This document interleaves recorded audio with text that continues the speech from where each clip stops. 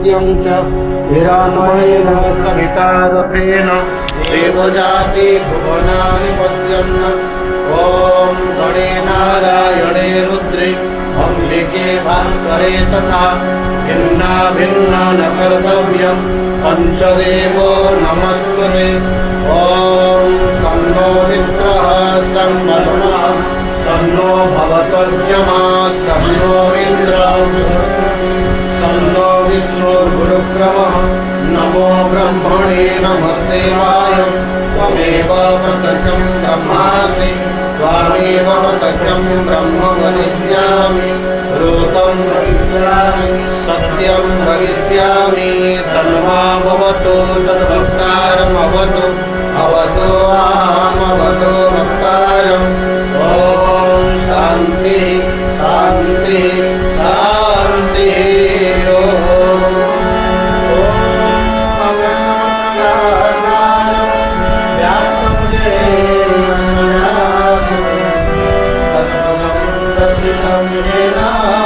तस्मै श्री गुरवे नमः।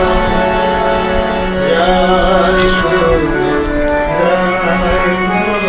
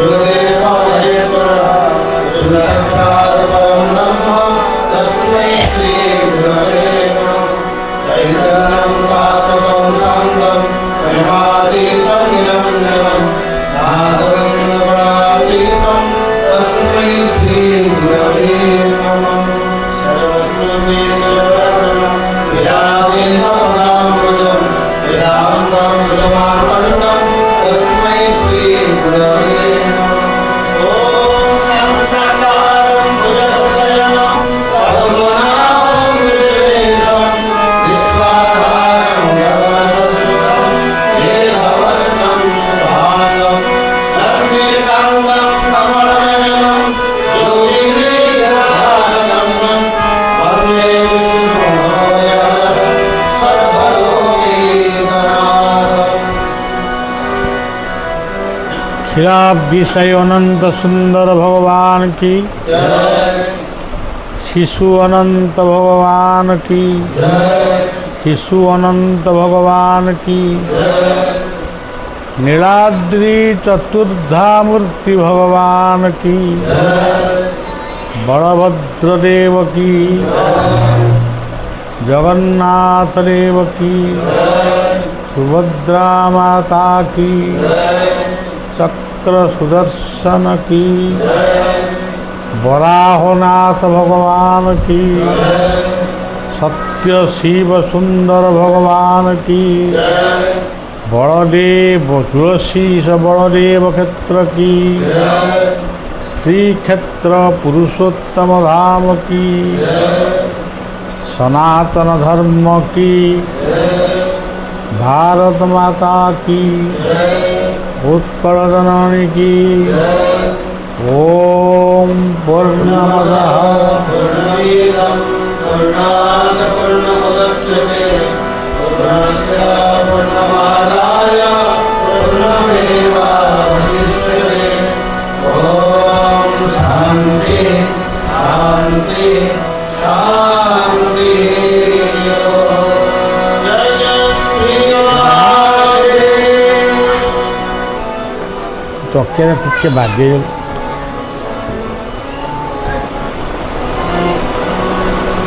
हे बलदेव हे जगन्नाथ सुभद्रा मात सुदर्शन हे बलदेव हे जगन्नाथ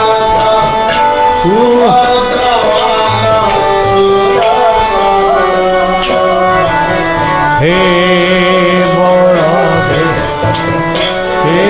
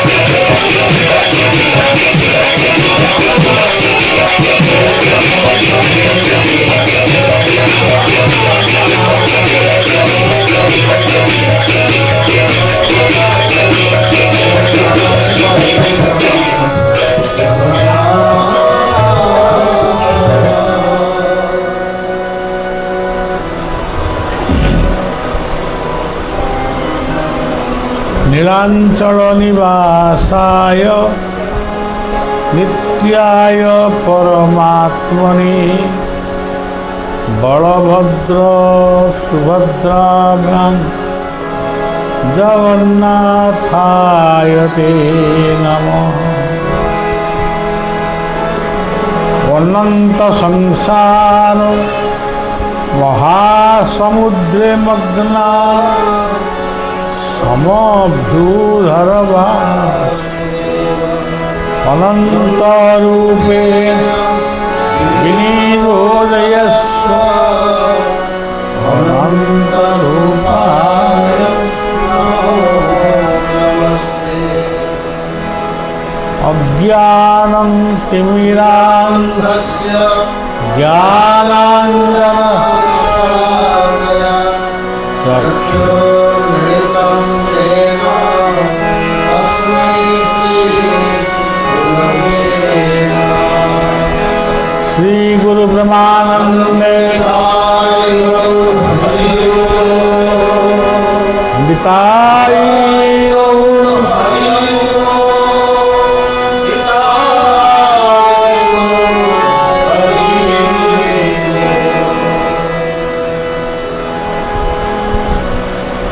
आपके ऊपर नहीं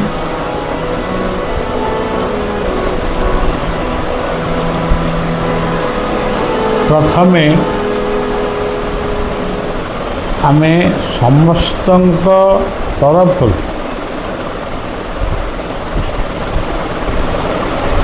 आमर विश्ववंद्य प्रभु जगन्नाथ बलभद्र सुभद्रा सुदर्शन को एक अभिन्न रूप रे प्रणाम जनाऊँची एवं समस्तंकर सर्वादो मंगल कामना करूँ। आजिर पृथ्वी आजिर राष्ट्र आम देश जो जो विपदर सम्मुखीन होबाकू जाउछि से विपदरू जगन्नाथ ही रक्षा करंतु। अनंत शिशु अनंत रूपरे विश्व को रक्षा करंतु। यही प्रार्थना यही निवेदन बलिया जगन्नाथ पदाब्जरे करूँ।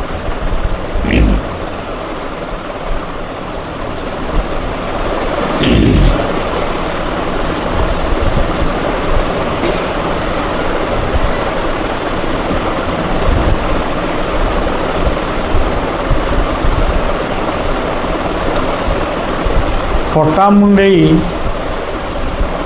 जगन्नाथंकर छेरा पहरा करने मु वर्षे आसी थी। पोखरियापड़ा पोखरियापड़ारे थिबा जगन्नाथंकर प्रांगण रे 3 दिनिया गोटे आलोचना चक्र भी अनुष्ठित होता।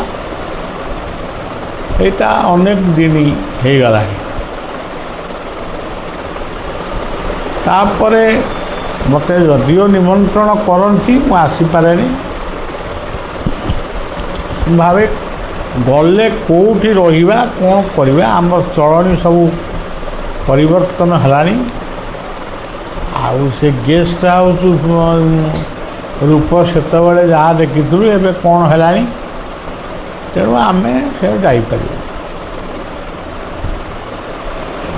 ଏଇ କଥା ଚିନ୍ତା ଭିତରେ ଥିଲାବେଳେ ଆମର ଦିଲ୍ଲୀପ ବାବୁ, ଯିଏକି ଆପଣ ଦିଲ୍ଲୀପ ଜେନା, ଯାହାଙ୍କ ଘରେ ଆମେ ବସିଛେ, ତାଙ୍କର ଗୋଟିଏ ବିନମ୍ର ନିବେଦନ ରହିଲା।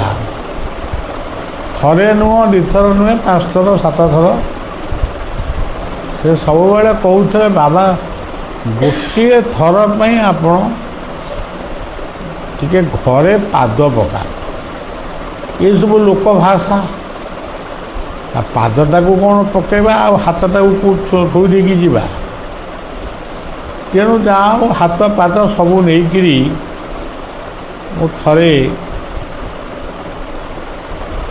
କେଉଁଠୁ ଆସିଥିଲି ମୋର ହିଁ ମନେ। ଯେତେବେଳେ ଆମେ ରାତିରେ ରହିଲୁ, ଏଇ ଯେଉଁ ସିଢ଼ି ଚଢ଼ିବା ଆଉ ଓହ୍ଲେଇବା ଏଇ ଗୋଟାକ ମୋତେ ଭାରି ଟିକେ ଅଡ଼ୁଆ ଲାଗିଲା।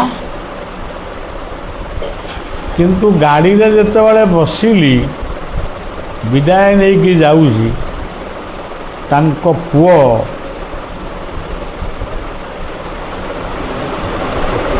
ଦୀପକ, ସିଏ ବିଦାୟ ଦେଲାବେଳେ କହିଲା ଯେ ବାବା ଆଉ ଥରେ ଆସିବେ। ମୁଁ ମନେ ମନେ ଭାବିଲି, ମୁଁ ତ ଜମା ଫେରି ଚଢ଼ି ପାରୁନି, ଜମା ଆସିନଥାନ୍ତି, ଆଇଲି, ପୁଣି ଆଉ ଥରେ ଆସିବି। ସେ କଥାଟା ମୋ ଭିତରେ ଗୋଟେ ଗଭୀର, ପିଲା ହେଲେ ବି ଏଇ ଯୁଗର ପିଲା, ଆମମାନଙ୍କର ଦାୟାଦ, ଦେଶର ଭବିଷ୍ୟତ, ଏ ପରିବାରର ଭବିଷ୍ୟତ। ତେଣୁ ସେ ଯେତେବେଳେ କହୁଛି ଯେମିତି ହେଲେ ଆଉ ଥରେ ଆସିବା। ଆଉ ଏହା ଭିତରେ ଗୋଟେ କେଉଁ ମଉଜାରେ କ'ଣ ପ୍ରୋଗ୍ରାମ ହେଇଥିଲା, ଖଦାଳ ସାହିରେ ଦିଲ୍ଲୀପ ବାବୁଙ୍କୁ ମଧ୍ୟ ଖବର ଗଲା ଯେ ବାବା ଖଦାଳ ସାହିରେ ପ୍ରୋଗ୍ରାମ ସାରି ଆପଣଙ୍କ ଘରେ ରହିବେ, କିନ୍ତୁ ତଳେ ରହିବେ।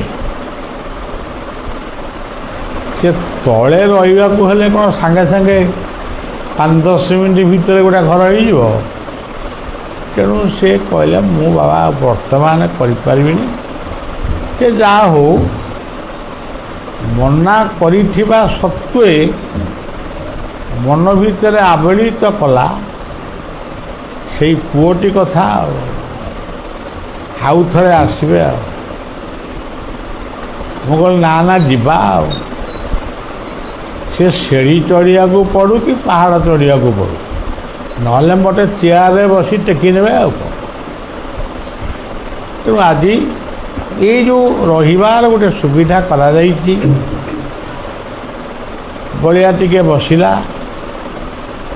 ତଳେ ନାମ କୀର୍ତ୍ତନ ଚାଲିଛନ୍ତି, କଳଉ ନାମ ସଂକୀର୍ତ୍ତନମ୍। ଜଗନ୍ନାଥ ହେଉଛନ୍ତି ପ୍ରଚଣ୍ଡ ନାମ ପ୍ରେମୀ,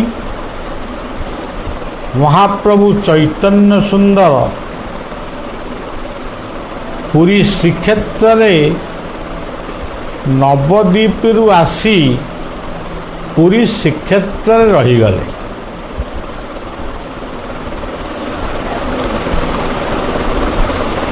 ଏବଂ ସିଏ ଆଉ ନବଦ୍ୱୀପ ଫେରିଲେ ନାହିଁ।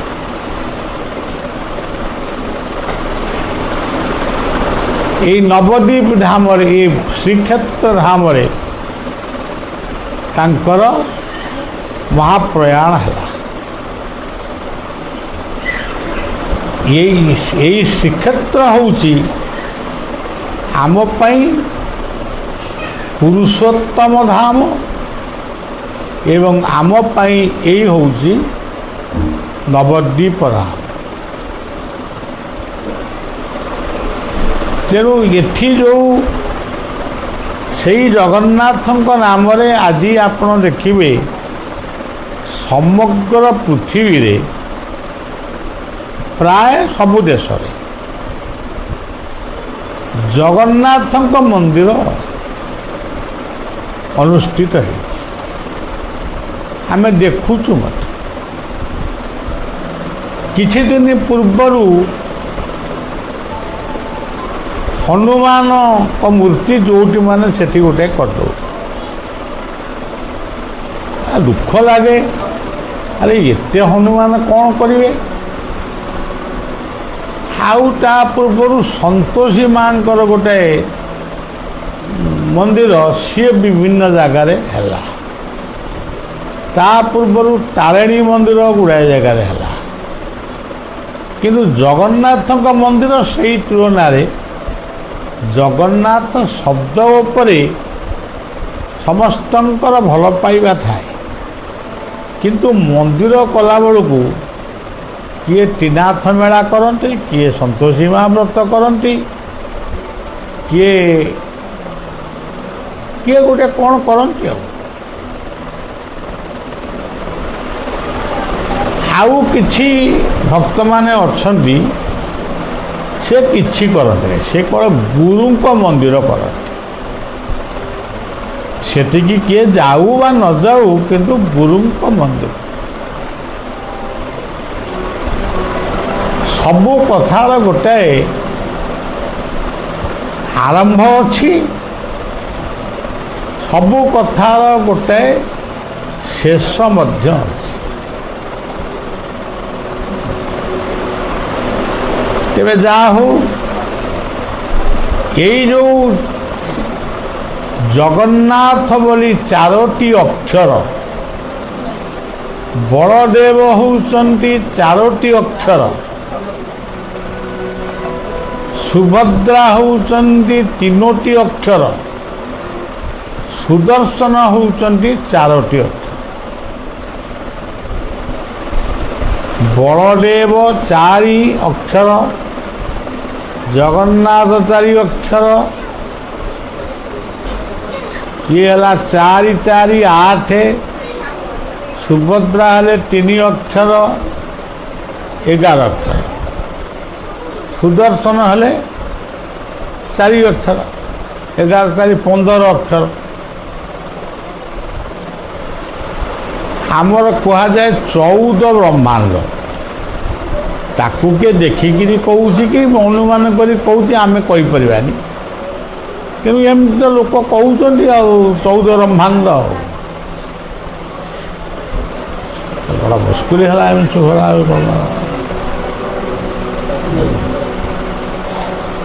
ତେବେ ଜଗନ୍ନାଥ ହେଉଛନ୍ତି 15 ଅକ୍ଷର ବିଶିଷ୍ଟ ଗୋଟିଏ ନାଁ। ତାମାନେ 14 ବ୍ରହ୍ମାଣ୍ଡକୁ ଯିଏ ବ୍ୟାପିକିରି ଅଛନ୍ତି, 14 ବ୍ରହ୍ମାଣ୍ଡ ଯାହାଙ୍କର ଦାୟିତ୍ୱ, ସେ 14 ବ୍ରହ୍ମାଣ୍ଡ ଉପରେ ଆଉ ଗୋଟିଏ ବ୍ରହ୍ମାଣ୍ଡ ଅଛି, ସିଏ ହେଉଛି ମହାଶୂନ୍ୟ।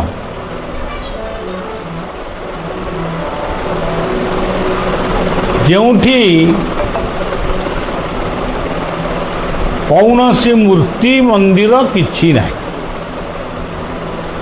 କୌଣସି ବ୍ରତ ଉପାସନା ଏସବୁ କିଛି ନାହିଁ, କେବଳ ଗୋଟିଏ ଅଦୃଶ୍ୟ ଜ୍ୟୋତି ସେ ରହିଛନ୍ତି। ସିଏ ପୁଣି ଆଖିକି ଦେଖାଯାଆନ୍ତି ନାହିଁ। ଆମମାନଙ୍କର ଏଇ ଚର୍ମ ଚକ୍ଷୁରେ ସେ ଦେଖାଯାଆନ୍ତି ନାହିଁ, କିନ୍ତୁ ଅଛନ୍ତି। ତାଙ୍କରି ଉଦ୍ଦେଶ୍ୟରେ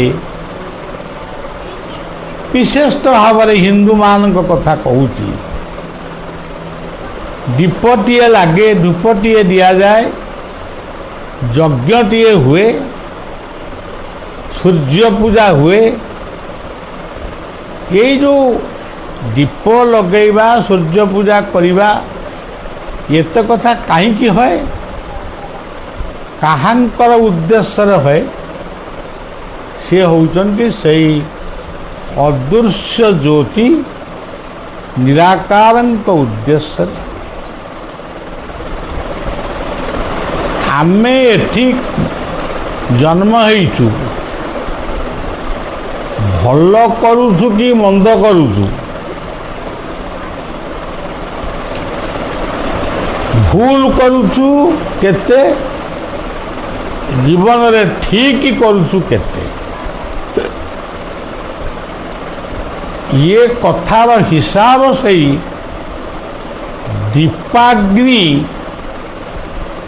ଦୀପାଗ୍ନି ଦୀପରେ ଜଳୁଥିବା ପ୍ରଜ୍ୱଳିତ ଅଗ୍ନି, ସିଏ ସେଇ ଅଦୃଶ୍ୟ ଜ୍ୟୋତିଙ୍କ ପାଖରେ ସାକ୍ଷୀ ଦିଅନ୍ତି। ଆଜି ଆମେ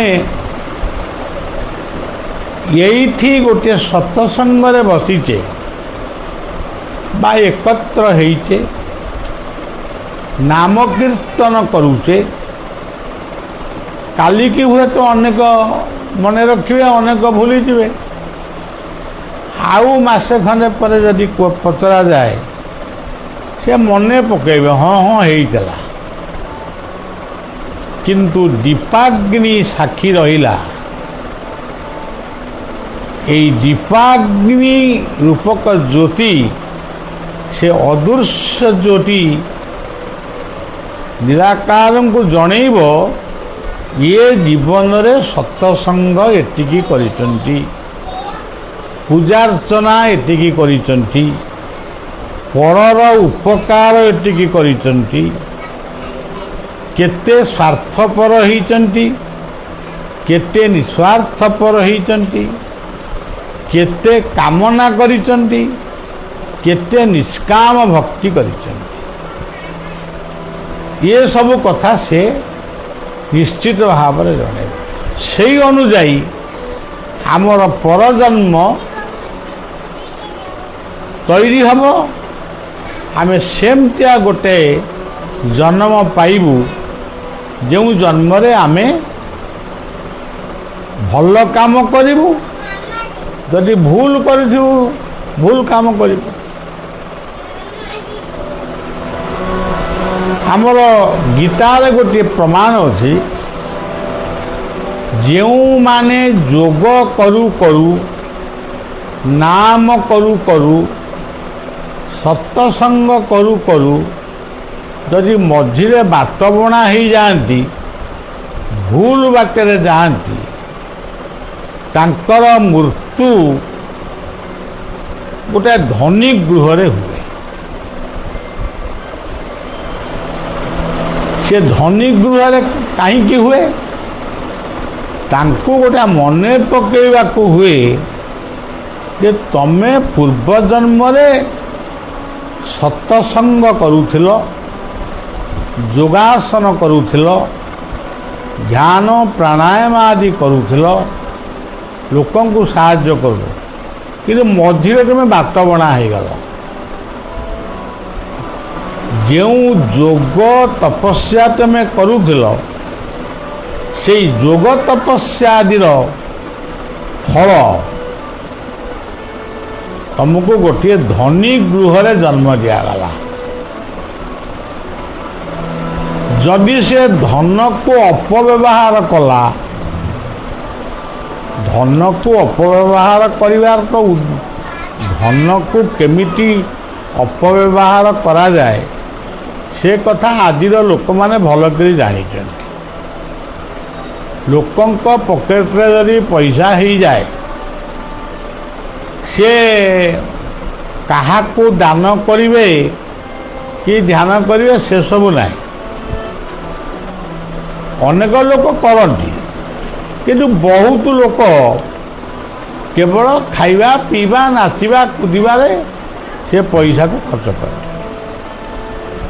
ତେଣୁ ପୁଣି ଭୁଲ କାମ କଲେ ପୁଣି ତଳକୁ ଖସିବେ,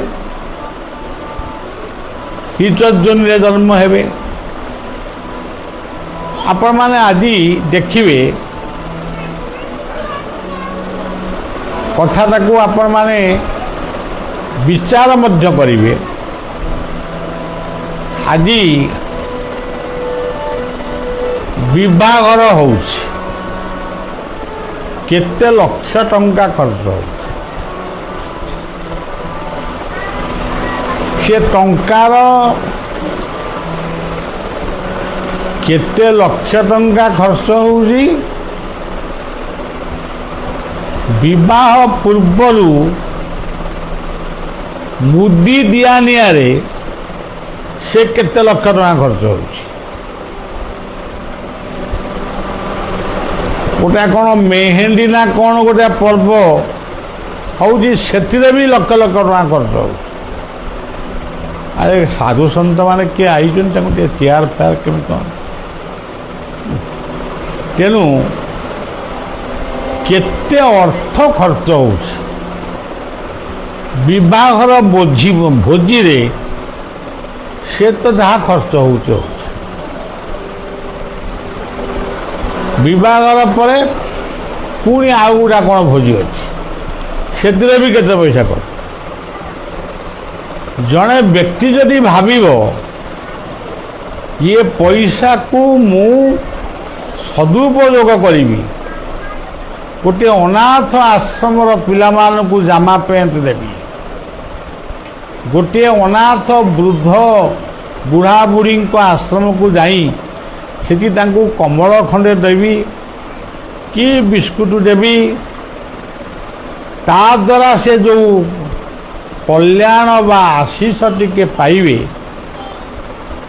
ସିଏ କ'ଣ ଏଇ ନାଚ କୁଦାରେ ଆଉ ମଦ ମାଦକଟାରେ ମଦ୍ୟ ମାଂସରେ କ'ଣ ସେଇଆ ମିଳିବ? ତେଣୁ ମଣିଷ ମୁଣ୍ଡରେ ସେ କଥା ପଶୁନି। ସେ ଅମୁକ ଲୋକ ଏମିତି ବାହାଘର କରୁଛି, ମୁଁ ଅମୁକ ଲୋକ, ମୁଁ ବି ତାଠାରୁ ଆହୁରି ଅଧିକ କରିବି। ଶାନ୍ତି ହେଉଛି କେବଳ ଆଜି ଆପଣମାନେ ଏଠି ଯାହା କରୁଛନ୍ତି। ପଟ୍ଟାମୁଣ୍ଡେଇ ଭଳି ଗୋଟିଏ ଐତିହାସିକ ଆଧ୍ୟାତ୍ମିକ ସହର, ଏହାର କିଛି ଦୂରରେ ରହିଛନ୍ତି ଲକ୍ଷ୍ମୀ ବରାହଙ୍କ ମନ୍ଦିର। ଲକ୍ଷ୍ମୀ ବରାହଙ୍କର କ୍ଷେତ୍ର ସେ ମଧ୍ୟ ପ୍ରସିଦ୍ଧ କ୍ଷେତ୍ର। ଏଠି ପଟ୍ଟାମୁଣ୍ଡେଇଠାରେ ଜଗନ୍ନାଥଙ୍କ ମନ୍ଦିର ରହିଛନ୍ତି। ବଡ଼ବାବାଜୀ ରାଧାରମଣ ଦେବଙ୍କର ପବିତ୍ର ଆଶ୍ରମ ଏଠି ରହିଛନ୍ତି।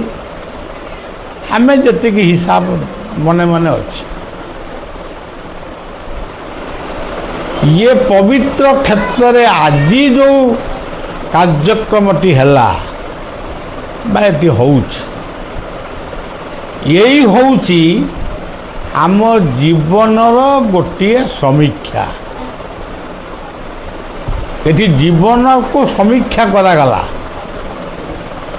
ଇଏ ଲୋକଟି ପାପ କରିଛି, ଭୁଲ ବାଟରେ ଯାଇଛି, କିନ୍ତୁ ସତସଙ୍ଗ ଜୀବନରେ କରିଛି, ସାଧୁସଙ୍ଗ ଜୀବନରେ କରିଛି, ତୀର୍ଥ ପର୍ଯ୍ୟଟନ କରିଛି। ଏଇ ଯେଉଁ ବ୍ୟବସ୍ଥା ସେ କରିଛି, ଇଏ ସେଇ 4ଟି ଅକ୍ଷର ଯଦି ସେ ଜପ କରିବ, ତାହେଲେ ସବୁଯାକ ପାପ ଥରେ ଜପ କଲେ ହେବନି। ଆମର ଲେଖା ଥିଲା, କୃଷ୍ଣ ନାମରେ ପାପ କ୍ଷୟ ଯେତେ, କରି ନପାରେ ପାପୀ ପାପ ତେତେ। କିନ୍ତୁ ବର୍ତ୍ତମାନ ସେ କଥା ଅଛି, ଥରେ କୃଷ୍ଣ ନାମ ନେଇଗଲେ ଆମେ ପୁରା ଉଦ୍ଧାର ହେଇଯିବୁ। ଯିଏ କହୁଛନ୍ତି କହନ୍ତୁ, ମୁଁ କିନ୍ତୁ ସେମିତି କହିପାରିବିନି। ଯଦି ବିଛଣାରୁ ଉଠିଲା ବେଳ ଠାରୁ ବିଛଣାକୁ ଯିବା ପର୍ଯ୍ୟନ୍ତ, ଖାଇଲା ବେଳେ, ଗାଧେଇଲା ବେଳେ, ଶୋଇଲା ବେଳେ ଯାହା ବି ଆମ ଜୀବନରେ ଆମେ କରୁଛୁ ପ୍ରତିଟି କର୍ମ ମୂଳରେ ଯଦି ନାମକୁ ସଂଯୋଗ କରିବୁ, ନାମକୁ ଆମେ ଭଜନ କରିବୁ, ନାମକୁ ଆମେ କାମ କରୁଛୁ। ଆମ ରୋଷେଇ ବାବୁମାନେ ରୋଷେଇ କରୁଛନ୍ତି, ସେ ଯଦି ନାମ ବସିକିରି କରିବେ ରୋଷେଇ କେମିତି ହେବ? କିନ୍ତୁ ହାତେ କର କାମ ମୁଖେ ପଢ଼ ନାମ। ଯଦି ସେତିକି ଯଦି ଆମ ଜୀବନରେ ହେଇପାରିଲା ତାହେଲେ ଅନେକ ଅପରାଧ ଅନ୍ତତଃ ମାନେ ଖଣ୍ଡନ ହେବ। ସେ ତାଦେହରେ ଆଉ ଭୁଲ କିଛି ନାହିଁ।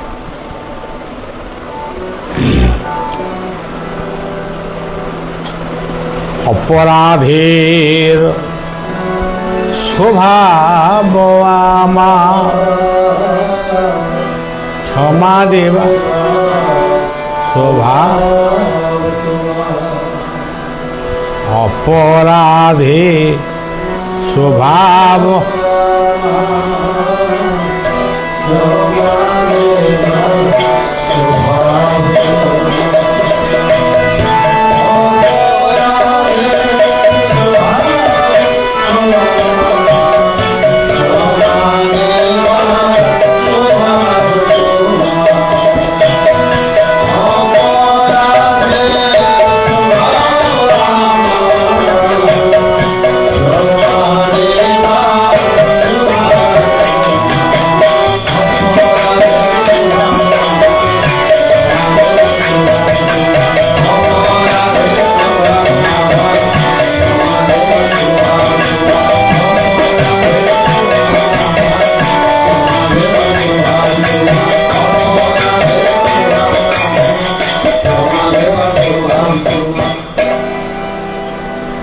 আমি সদা অপরাধী, তুমি করুণা বারিধি। ତେଣୁ ଆପଣ କରୁଣା କରି ଆପଣ ଆମକୁ ନିଅନ୍ତୁ, ଆମେ ଆଉ ପାରିବୁନି। ଯେତେବେଳେ ମଣିଷ ଏଇ କଥା ଭାବେ ଆମେ ଆଉ ପାରିବୁନି, ଆମେ ଆପଣଙ୍କ ପାଖକୁ ଯାଇପାରିବୁନି। ଆମେ ଯଦି ବାଟରେ ଯାଉଛୁ, ଗୋଟା କେଉଁ ତୀର୍ଥକୁ ଯାଉଛୁ, ଯଦି ଗୋଟିଏ ମଦ ଦୋକାନ କେଉଁଠି ପଇଲା ସେଇଠି ଅଟକି ଗଲୁ, କିମ୍ବା ଆଉ ଗୋଟେ କ'ଣ ଯଦି ମୁଣ୍ଡରେ ବସିଲା ଆଇଛି ତ ଜଗନ୍ନାଥଙ୍କ ଦର୍ଶନକୁ, ଏଇଠି ଭଉଣୀ ଘରଟା ଟିକେ ବୁଲି ପଡ଼ି ଯିବି। ତେଣୁ ଆମର ସ୍ୱଭାବଟା ହେଉଛି ଏଇଆ, ଏକାଗ୍ରତା ଆମ ଭିତରେ ନାହିଁ। ଆମେ ଗୁରୁଙ୍କ ଦର୍ଶନକୁ ଯାଉଛୁ, ବାଟରେ କେତେ କଥା ମନେ ପଡ଼ୁଛି। ଆଉ ଗୁରୁଙ୍କ ଦର୍ଶନକୁ ଆଇଛି, ଆଉ 5 କିଲୋମିଟର ଗଲେ ଶ୍ୱଶୁର ଘରକୁ ଯିବି କି ଶଳା ଘରକୁ ଯିବି, ଏ କଥା ବି ତା ଭିତରେ ମନେ ପଡ଼ୁଛି। ମନର ଯେଉଁଠି ଏକାଗ୍ରତା, ଶ୍ରଦ୍ଧା, ବିଶ୍ୱାସ ଇଏ ରହିବ, ତାହେଲେ ସେ ନିଶ୍ଚିତ ଭାବରେ ତାଙ୍କର ଆଶୀର୍ବାଦ ପାଇବ। ତେବେ ଏଇ ଯେଉଁ ଜଗନ୍ନାଥ, ବଳଭଦ୍ର, ସୁଭଦ୍ରା, ସୁଦର୍ଶନ, ଇଏ 15ଟି ଅକ୍ଷର। ଆମେ 15ଟି ଅକ୍ଷର କ'ଣ ସବୁବେଳେ ଜପ କରିପାରିବା? ଧରାଯାଉ ଆମେ ମେଡ଼ିକାଲରେ ପଡ଼ିଛୁ, ସାଲାଇନ୍ ଲାଗିଛି କି ଅକ୍ସିଜେନ୍ ଲାଗିଛି, ଆମେ ଜଗନ୍ନାଥ କହୁ ବଳଭଦ୍ର ଆଉ କହିନୁ, ଆମ ଜୀବନ ଛାଡ଼ିଗଲା, ଅଧା ରହିଗଲା। ସେଥିପାଇଁ ଆମର ଗୁରୁ ସଦ୍ଗୁରୁମାନେ ଗୋଟିଏ ଶବ୍ଦ ଦେଲେ, ସେ ଶବ୍ଦଟି ହେଉଛି ଜୟ ଗୁରୁ। এই জয় গুরু শব্দ কহিবা যাহা বা বারম্বার কহিবা যাহা, জগন্নাথ, বলদেব, সুভদ্রা, সুদর্শন ଇଏ ଚାରୋଟି ଯାକ ଠାକୁର ଏଇ ଚାରି ଅକ୍ଷରରେ ଅଛି। ଇଏ ବିଶ୍ୱାସ ଆମର ରହିବା କଥା। ଜୟ ଗୁରୁ, জয় গুরু, জয় গুরু, জয় গুরু, জয়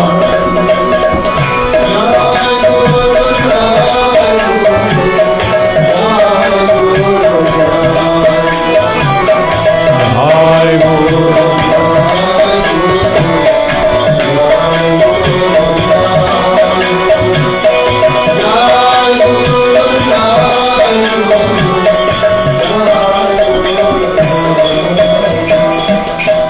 ଦୁଇ ଜଣ ହାଟୁଆ ହାଟୁରୁ ଫେରୁଥିଲେ, ନଦୀ କୂଳରେ ପହଞ୍ଚିଲେ। ନଦୀରେ ବର୍ଷା ଦିନ ଆସିଛି, ନଈରେ ବନ୍ୟା ପାଣି ପ୍ରବେଶ କରୁଛି। ଡଙ୍ଗା ନାହିଁ, କାତ ନାହିଁ, ନାଉରିଆ ବି ମଧ୍ୟ ନାହିଁ। ଦି ଜଣ ଯାକ ସେଠି ବସି ଭାବିଲେ, ଏଠି ତ ଡଙ୍ଗା ନାହିଁ କି ନାଉରିଆ ନାହିଁ କି କାତ ନାହିଁ, କିଛି ନାହିଁ। ଆମେ ଇଏ ସ୍ରୋତ ମୁହଁରେ ସେପାରିକି କେମିତି ଯିବା? ଜଣେ ଗୁରୁ ଗ୍ରହଣ କରିଥିଲା। ସିଏ ସବୁବେଳେ ଖାଇଲା ବେଳେ, ଶୋଇଲା ବେଳେ, ବସିଲା ବେଳେ ସବୁବେଳେ ତାର ପାଟିରେ ପଶିଯାଏ ଜୟ ଗୁରୁ। ସମସ୍ତେ ହସନ୍ତି, ଏଗୁଡ଼ା ଜୟ ଗୁରୁ କ'ଣ କହୁଛି? ଆଉ ଜଣେ ଗୁରୁ କରିନଥିଲା, କିନ୍ତୁ ସବୁ ଠାକୁରଙ୍କୁ ଡାକେ। ବାଟରେ ଯେତେ ଠାକୁରଙ୍କ ମନ୍ଦିର ଦେଖିବ, ସବୁଠି ଗୋଟିଏ ଗୋଟିଏ ମୁଣ୍ଡିଆ ମାରିବ। ହେ ଶିବ ରକ୍ଷା କର, ହେ ବିଷ୍ଣୁ ରକ୍ଷା କର, ହେ ହନୁମାନ ରକ୍ଷା କର, ହେ ରାମ ରକ୍ଷା କର। ଏମିତି ସେ ଘରେ ପହଞ୍ଚିଲା ବେଳକୁ 50ଟା ମନ୍ଦିର, 50ଟା ମନ୍ଦିର ମୂର୍ତ୍ତି ଦେଖି ଦେଖିଆ ଯିବ। ଆପଣମାନେ ଏବେ ବି ଯେଉଁ ଜାଗାରୁ ସବୁ ଆପଣମାନେ ଆଇଛନ୍ତି, ଆପଣ ମନେ ପକାନ୍ତୁ, ଆପଣଙ୍କ ଘରୁ ଏଠି ପହଞ୍ଚିଲା ବେଳକୁ କେତେ ମନ୍ଦିର ହେଇଯିବ। ସିଏ ମନ୍ଦିର ତମକୁ ଡାକୁନାହାନ୍ତି, ତମେ କେବଳ ବଳେ ପଶୁଛ। କେବଳ ଆମେ ଯାଉଛୁ ଗୋଟେ ସତସଙ୍ଗକୁ, କିନ୍ତୁ ଜଗନ୍ନାଥଙ୍କୁ ମୁଣ୍ଡିଆ ମାରିଲୁ, ବଳଭଦ୍ର, ଆମେ ଭାବୁଛୁ ଯେତେ ମୁଣ୍ଡିଆ ମାରିବୁ, ଯେମିତି ବାଛୁରୀ ଯେତେ ମୁଣ୍ଡିଆ ମାରିବ ଗାଈ ସେତେ କ୍ଷୀର ଦେବ। ତେଣୁ ଆମର ଗୋଟେ ଧାରଣା ହେଇଯାଇଛି, ଆମେ ଯେତେ ମନ୍ଦିର ପାଖରେ ମୁଣ୍ଡିଆ ମାରିବୁ ଆମକୁ ଠାକୁର ସେତେ ବର ଦେବେ। ସେଭଳି କିଛି ପ୍ରମାଣ ନାହିଁ। ଜଣଙ୍କୁ ଡାକ, ଗୋଟିଏ ନାମରେ ସବୁ ଠାକୁରଙ୍କୁ ଡାକ। ଧରାଯାଉ ତୁମେ ଜଗନ୍ନାଥଙ୍କୁ ଭଲ ପାଉଛ, ସେ ଜଗନ୍ନାଥଙ୍କ ରୂପରେ ଯେଉଁ ମନ୍ଦିରକୁ ଗଲେ ବି ସେ ଜଗନ୍ନାଥ ବୋଲି କୁହ। ତମେ ଘରେ ଠାକୁର ପୂଜା କର, ଗୋଟେ ଗୋଟେ ଘରେ ମୁଁ ଦେଖେ 20ଟା କି 18ଟା ଫଟୋ। ଇରେ ମା, ଏତେ ଫଟୋ କାହିଁ ରଖିଛୁ? ନା ଇଏ ସରସ୍ୱତୀଙ୍କ ଫଟୋ, ଇଏ ଗଣେଶ। ମାନେ ତାଙ୍କର ଗୋଟେ ମନରେ ଅଛି, ସରସ୍ୱତୀ କେବଳ ବିଦ୍ୟା ଦିଅନ୍ତି, ଗଣେଶ କେବଳ ବୁଦ୍ଧି ଦିଅନ୍ତି, ଲକ୍ଷ୍ମୀ ଧନ ଦିଅନ୍ତି। ଏଇ ଯେଉଁ ବିଶ୍ୱାସ, ଅନ୍ଧବିଶ୍ୱାସ, କେବଳ ଲକ୍ଷ୍ମୀଙ୍କୁ ଯଦି ରଖିକିରି ତାଙ୍କୁ ସବୁ ମାଗିବ ସେ ସବୁ ଦେବେ, ଯଦି ଗଣେଶଙ୍କୁ ରଖିକିରି ସବୁ ମାଗିବ ସେ ବି ସବୁ ଦେବେ। କିନ୍ତୁ ଆମର ସେ ବିଶ୍ୱାସ ନାହିଁ। ଇଏ ନଈ କୂଳରେ ଯିଏ 2 ଜଣ ପଥିକ ବସିଛନ୍ତି, ଜଣେ କହୁଛି ଡର କାହାକୁ ଭୟ କାହାକୁ ଠାକୁର ଅଛନ୍ତି ପ୍ରଭୁ।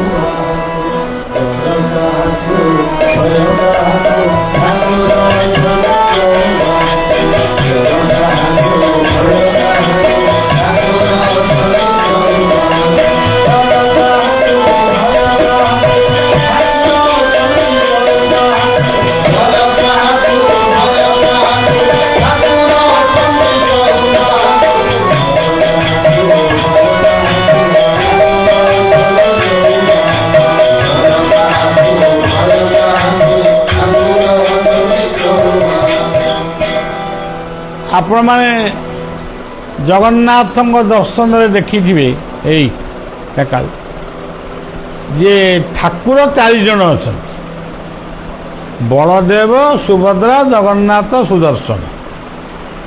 ହାତ କେତୋଟି? ହାତ ଯଦି ଗଣିବେ, ଠାକୁର ଯଦି ଗଣିବେ 4, କିନ୍ତୁ ହାତ ଯଦି ତାଙ୍କର ଗଣିବେ ସିଏ ମଧ୍ୟ 4। 4ଟି ଠାକୁରଙ୍କର ସିନା 8ଟି ହାତ ହେଇଥାନ୍ତା, କିନ୍ତୁ 4ଟି ଠାକୁରଙ୍କର 4ଟି ହାତ। ସେ 4 ହାତ ଠାକୁର କିଏ? ଭଲ କାମ କଲେ, ଧରନ୍ତୁ ଆପଣ ଘର ଶୁଭ ଦେଲେ, ଘରଟିଏ କରିବା ପାଇଁ, ସେଇ ଯେଉଁ ଘର କରିବି ବୋଲି ଶୁଭଟିଏ ଦେଲେ ବା ସଂକଳ୍ପ ନେଲେ, ସେଇ ଗୋଟିକ ହେଉଛି ଶଙ୍ଖ ନିନାଦ। ସେଦିନ ଶଙ୍ଖ ବାଜିଲା। ଯେତିକି ଦିନ ସେ ଘର ତିଆରି ହେବାକୁ ଲାଗିଲା, ସେତିକି ଦିନ ହେଉଛି ଚକ୍ର, ସୁଦର୍ଶନ ଚକ୍ର। ତାପରେ ସେ ଘରକୁ ଆପଣ ଗୋଟେ ମାନେ ଡେକୋରେସନ୍ କଲେ, ଏଇଟା ବେଡରୁମ୍, ସେଇଟା ଡାଇନିଂ ରୁମ୍, ଏଇଟା ଗେଷ୍ଟ ରୁମ୍, ଏମିତି ଯେଉଁ କଲେ, ଠାକୁର ଘରଟିଏ ରଖିଲେ, ଗୁରୁଙ୍କୁ ଆମନ୍ତ୍ରଣ କଲେ, ସାଧୁସନ୍ତମାନଙ୍କୁ ସେବା କଲେ, ଶାସ୍ତ୍ର ପଠନ କଲେ। ଇଏ ହେଉଛନ୍ତି ଗଦା। ଗଦା କହିଲେ ଗତିଦାତା। ତାପରେ ଆପଣ ଖୁସିରେ ରହିଲେ। ଆଉ ଏଇ ଯେଉଁ ଖୁସିରେ ଶାଗ ଭାତ ଖାଇ ଖୁସିରେ ରହିଲେ, ସେଇ ଗୋଟାକ ହେଉଛି ପଦ୍ମ। ତେଣୁ ଶଙ୍ଖ, ଚକ୍ର, ଗଦା, ପଦ୍ମ।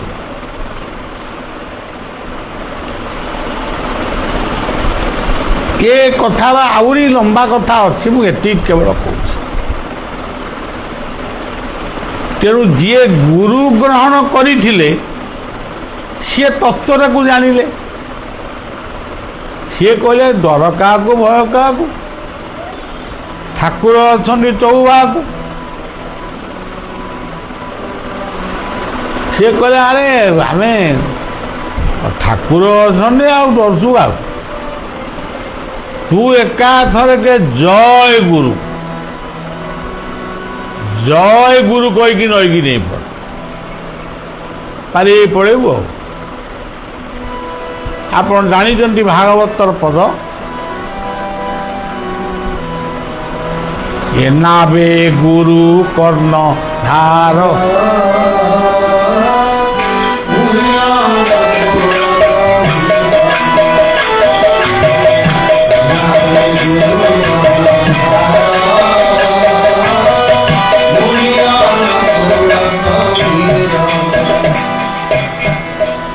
ଆମ ଡଙ୍ଗାର ବାହକ ହେଉଛନ୍ତି ଆମ ଗୁରୁ। ଆକୁ ଯେଉଁମାନେ ଜାଣିଛନ୍ତି ଭଲ ଭାବରେ ଜାଣିଛନ୍ତି, ଯେଉଁମାନେ ନ ଜାଣିଛନ୍ତି ସେ କିଛି ଜାଣିନାହାନ୍ତି। ଆପଣମାନେ ଯଦି ନଈ ପାରି ହେଇଥିବେ ଜାଣିଥିବେ, ଡଙ୍ଗାରେ ବସିବା ଯାକେ ଆପଣଙ୍କ କାମ, ଡଙ୍ଗାଟି ସେପାରିକି କେମିତି ଯିବ ସେ କାମଟି କାହାର? ସେ କାମଟି ହେଉଛି ନାଉରିଆର। ତେଣୁ ଜୀବନ ଡଙ୍ଗାର ନାଉରିଆ ହେଉଛନ୍ତି ଗୁରୁ। ତେଣୁ ସେ ତାକୁ ଗୋଟେ ବତେଇ ଦେଲା। ଆଉ ଯେହେତୁ ଗୁରୁ ଗ୍ରହଣ କରିଛି ସେ କହିଲା ତୁ ଡରୁଛୁ କ'ଣ, ଖାଲି ଜୟ ଗୁରୁ କହ। ଏଇ ଜୟ ଗୁରୁ ହିଁ ହେଉଛନ୍ତି ଜଗନ୍ନାଥ, ବଳଦେବ, ସୁଭଦ୍ରା, ସୁଦର୍ଶନ। ତାଙ୍କରି ନାଁର ସଂକ୍ଷିପ୍ତ ଶବ୍ଦ, ସଂକ୍ଷିପ୍ତ ନାମ ହେଉଛି ଜୟ ଗୁରୁ। ଇଏ ଆଉ ଡେରି କଲାନି। ସମୟକୁ ଥରେ ଯଦି ଜୀବନରେ ଆମେ ହାତ ଛଡ଼ା କରୁ ସେଇ ସମୟଟା ଆଉ ଫେରି ଆସେ ନା। ଧରନ୍ତୁ ଏଠି ଗୋଟେ ସତ୍ସଙ୍ଗ ହେଉଛି, ଆପଣଙ୍କର ଇଚ୍ଛା ଅଛି ଟିକେ ଏଠି ବସିବା ପାଇଁ, ବସିପାରିଲେନି, ତଳେ ଠିଆ ହେଇକିରି ଶୁଣିଲେ କି ରାସ୍ତା ଉପରେ ଠିଆ ହେଇ ଶୁଣିଲେ ତ ସେଇ କଥା ଭାଗବତରେ କହିଛନ୍ତି ଶ୍ରବଣଂ କୀର୍ତ୍ତନଂ ବିଷ୍ଣୁ। ଯଦି କଥା ଶୁଣିଲ, ସେ ପବିତ୍ର କଥା ଯଦି କାନରେ ବାଜିଲା ସେଇଥିରେ ମଧ୍ୟ ମୁକ୍ତି ମିଳିବ। ତେଣୁ ଇଏ ଜୟ ଗୁରୁ କହିକି ନଈକି ନେଇ ପଡ଼ିଲା। ପାଣି ସେତେବେଳକୁ ଛାତିଏ ଖଣ୍ଡେ ହେଲାଣି। ଜୟ ଗୁରୁ ଜୟ ଗୁରୁ ଜୟ ଗୁରୁ ଜୟ ଗୁରୁ ଜୟ ଗୁରୁ ଜୟ ଗୁରୁ କହିକି ନଈ ପାରି ହେଇ ପଡ଼ିଲା। ଇଏ ଯେଉଁ ବୁଦ୍ଧି ଯିଏ କହିଥିଲା ଯେ ତୁ ଜୟ ଗୁରୁ କହି ନଈକି ନେଇବୁ, ଇଏ ଟିକେ ଅଳ୍ପ ବୁଦ୍ଧିଆ। ହଉରୁ ବସିଲା, ପାଣି ଛିଞ୍ଚି ହେଲା, ଆଚମନ କଲା। ଆଚମନ କରି କହିଲା କାହାକୁ ଆଗ ଡାକିବି? ଆଗ ଡାକିବି ବଳଭଦ୍ରଙ୍କୁ, ତାଙ୍କ ବଡ଼ ଭାଇ ସେ। ବଳଭଦ୍ରଙ୍କୁ ଡାକିଲା। ସାନ ଭାଇ ମନ ଦୁଃଖ କରିବେ, ହଉ ଜଗନ୍ନାଥଙ୍କୁ ଡାକିଲା। ଆଉ ପୁଣି ଭାବିଲା ତାଙ୍କ ଭଉଣୀଟା ଅଛି ମଝିରେ, ତାକୁ ଯଦି ନ ଡାକିବି ସିଏ ମନ ଦୁଃଖ କରିବ। ତାକୁ ବି ସୁଭଦ୍ରାଙ୍କୁ ବି ଡାକିଲା, ଚକ୍ର ସୁଦର୍ଶନକୁ ବି ଡାକିଲା, ଶିବଙ୍କୁ ଡାକିଲା, ପାର୍ବତୀଙ୍କୁ ଡାକିଲା,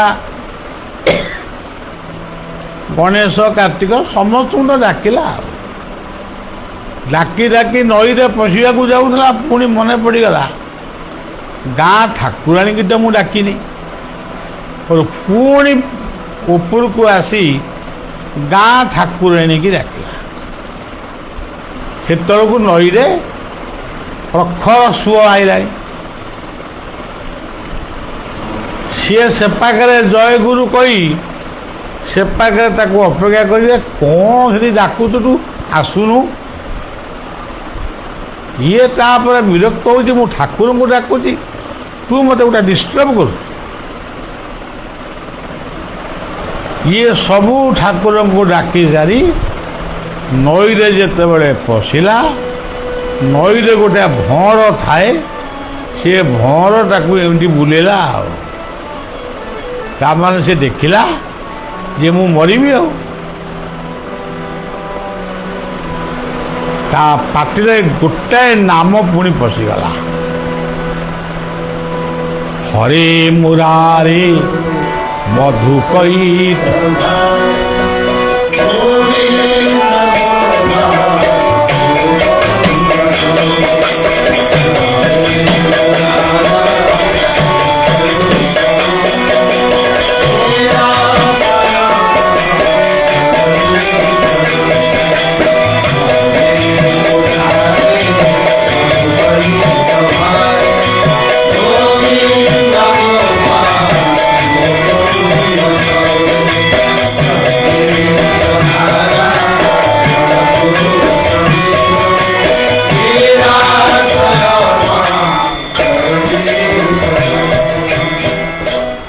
ଦୁଃଖକୁ ଯିଏ ହରଣ କରନ୍ତି ସେ ହରେ। ମୁରାରେ ଆମ ଭିତରେ ଥିବା ଅହଙ୍କାର ରୂପକ ମୁଁ, ଏଇ ମୁଙ୍କାର ଯାହାଙ୍କର ନାମ ସ୍ମରଣରେ ଦୂରେଇ ଯାଏ ସେଇ ହେଉଛନ୍ତି ମୁରାରୀ। ହରେ ମୁରାରେ ମଧୁ କୈଟବାରେ ଗୋବିନ୍ଦ ଗୋପାଳ ମୁକୁନ୍ଦ। ଏ ସବୁ ନାମର ଗୋଟେ ଗୋଟେ ଅର୍ଥ ଅଛି। ଗୋବିନ୍ଦ କହିଲେ ପ୍ରାକୃତିକ ବିପର୍ଯ୍ୟୟ ବେଳେ ଯିଏ ମଣିଷକୁ ସାହାଯ୍ୟ କରେ ସେଇ ହେଉଛନ୍ତି ଗୋବିନ୍ଦ। ମଧୁ କୈଟଭଙ୍କୁ ବିନାଶ କରି ଯିଏ ପୃଥିବୀକି ତିଆରି କରିଥିଲେ ସେଇ ହେଉଛନ୍ତି ମଧୁ କୈଟବ।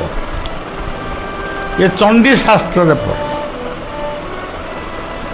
ଯଜ୍ଞେଶ୍ୱ ନାରାୟଣ ଯେତେବେଳେ ଇଏ ସୃଷ୍ଟି ତିଆରି ହେଲା, ପ୍ରଜାପତି ବ୍ରହ୍ମା ଯଜ୍ଞ କରିକିରି ଗୋଟେ ଯଜ୍ଞରୁ ଏ ସୃଷ୍ଟିକି ଉତ୍ପନ୍ନ କଲେ। ଏତେ କଥା କହିବା ପରେ ଶେଷ କଥାଟି କହିଲେ, ଯେତେବେଳେ କାହାରି ଆଶ୍ରୟ ମିଳେ ନା, କେହି ତମକୁ ଆହା କରିବା ପାଇଁ ପଦେ କଥା ବି କହନ୍ତି ନାହିଁ। ଆପଣମାନେ ଆଜି ଦେଖୁଛନ୍ତି ଗୋଟାଏ ଲୋକ ଗୋଟାଏ କଟୁରୀ ଧରିକିରି ଆଉ ଗୋଟାଏ ଲୋକକୁ ହାଣିବା ପାଇଁ ଦୌଡ଼ୁଛି। ଶହ ଶହ ଲୋକ ଠିଆ ହେଇଛନ୍ତି।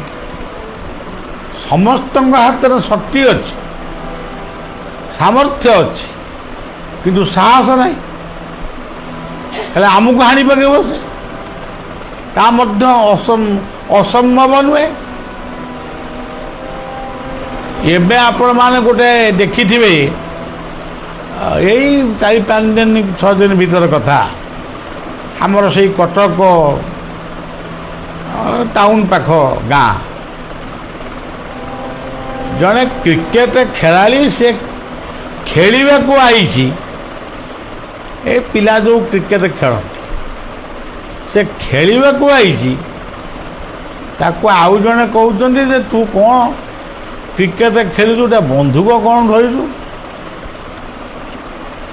ଏମିତି ଗୋଟାଏ ଗେଲ ନକଲ କଥାରେ, ମାନେ ଯେମିତି ସାଙ୍ଗ ସାଙ୍ଗ ଭିତରେ ଗୋଟାଏ ତୁ ତାରେ ରା ବେ ବା ହୁଅନ୍ତି, ସେମିତି କଥାରେ ଇଏ ବନ୍ଧୁକ ତତେ କ'ଣ ବନ୍ଧୁକ ମାରି ଆସେ ନା ଖାଲି ବନ୍ଧୁକଟା ଧରିଛୁ? ଏତିକି ତ କହିଛି। ଆଉ ସିଏ ବନ୍ଧୁକ ମାରିବ ବୋଲି ବନ୍ଧୁକ ମାରିଦେଲା। ଏକାଥରେ ଯୁବକଟା ଦୁନିଆରୁ ଚାଲିଗଲା। ଏଇ ଯେଉଁ ବଦମାସି ଦୁନିଆଟା ବଦମାସି ନୁହେଁ, ବଦମାସଙ୍କର ସଂଖ୍ୟା ବର୍ତ୍ତମାନ ବହୁତ। ଏଇଠିକି ଯଦି ଆମେ ଏଠି ବସିଛେ, ଯଦି ଗୋଟା କିଏ ପଶି ଆସିବ ଖଣ୍ଡାଟା ଧରିକିରି କି ବନ୍ଧୁକଟା ଧରିକିରି, କେଉଁ ଲୋକଟି ଏଠି ବସିବେ କହିଲେ? ସମସ୍ତେ ପେଲାପେଲି ଠେଲାଠେଲି ପଡ଼େ। ମୁଁ ବି କବାଟ ଦେଇକି, ଆଉ କ'ଣ କରିବ? ଜାଣି ଶୁଣିକିରି ଆଙ୍କ ହାତରେ କିଏ ମରିବ? ରାବଣ ଯେତେବେଳେ କହୁଛି ମାରିଚକୁ ତୁ ଯିବୁ ସୀତାଙ୍କ କୁଡ଼ିଆ ପାଖରେ ବୁଲିବୁ, ତାକୁ ସବୁ ପ୍ଲାନ୍ ବତେଇଲେ। ଇଏ ଖାଲି ଗୋଟିଏ କଥା ଭାବିଲା, ଯଦି ମୁଁ ନ ଯିବି ରାବଣ ମୋତେ ମାରିବ, ଯଦି ଯିବି ରଘୁପତି ମର୍ଯ୍ୟାଦା ପୁରୁଷୋତ୍ତମ ରାମ ମୋତେ ନିଶ୍ଚୟ ମାରିବେ। ସେ ଭାବିଲା, ରାମ ଆଉ ରାବଣଙ୍କ ଭିତରେ ଶ୍ରେଷ୍ଠ କିଏ? ମୁଁ ରାବଣ ହାତରେ କାହିଁ ମରିବି? ମରିବି ଯଦି ରାମଙ୍କ ହସ୍ତରେ ମରିବି। ସେଇ ସିଦ୍ଧାନ୍ତକୁ ନେଇ ସେ ସୀତାଙ୍କ କୁଡ଼ିଆ ପାଖକୁ ଯାଇଥିଲା। ତେଣୁ ସଜ୍ଜନ, ଆଜିର ଏଇ ଯେଉଁ ବିକ୍ଷିପ୍ତ ସମାଜ, ଟିକିଏ ବି ଦୟା ନାହିଁ, ସ୍ନେହ ନାହିଁ କି ମମତା ନାହିଁ। ପୁରା ଶୁଖିଲା ମମତା। ସେ କ'ଣ କରିବେ? ଭଦ୍ରଲୋକ ଆଜି ବି ବହୁତ ଅଛନ୍ତି। ଅଭଦ୍ର ଲୋକଙ୍କର ହାତ ଗଣିତି, ମାନେ ହାତରେ ଗଣିଦେଲେ ଅଭଦ୍ର ଲୋକ ଯଦି 100 ହେବେ, ଭଦ୍ରଲୋକ 1000 ହେବେ। କିନ୍ତୁ ଗୋଟାଏ ଟିଣ ଭିତରେ ଯଦି ଛୋଟିଆ ମୂଷାଟା ପଶିଯାଏ, ତା ଶବ୍ଦ ଏମିତି ହେବ ଯେ ଆପଣ ଭାବିବେ 10-25ଟା ମୂଷା ଭିତରେ ପଡ଼ିଛନ୍ତି। କିନ୍ତୁ ଇଏ ଭଦ୍ର ଦୁନିଆ, ଇଏ ତପସ୍ୟାର ଯୁଗ, ଇଏ ସାଧୁ ସନ୍ଥର ଯୁଗ, ନାମ କୀର୍ତ୍ତନର ଯୁଗ।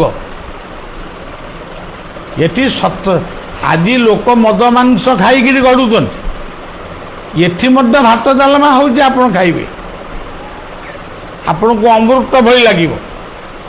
ଆମେ ଯାଇଥିଲୁ ଦିଲ୍ଲୀପ ବାବୁଙ୍କ ଘରେ, ନାମ ଟିକେ କଲୁ କି ସତ୍ସଙ୍ଗ ଶୁଣିଲୁ, ପ୍ରସାଦ ଟିକେ ପାଇକିରି ଆଇଲୁ, ଓ ବହୁତ ଆନନ୍ଦ। ଆଜି ବି ଜଗନ୍ନାଥଙ୍କ ଅଭଡ଼ା ଖାଇବା ପାଇଁ ଆନନ୍ଦ ବଜାରରେ ଭିଡ଼ ଲାଗିଛି।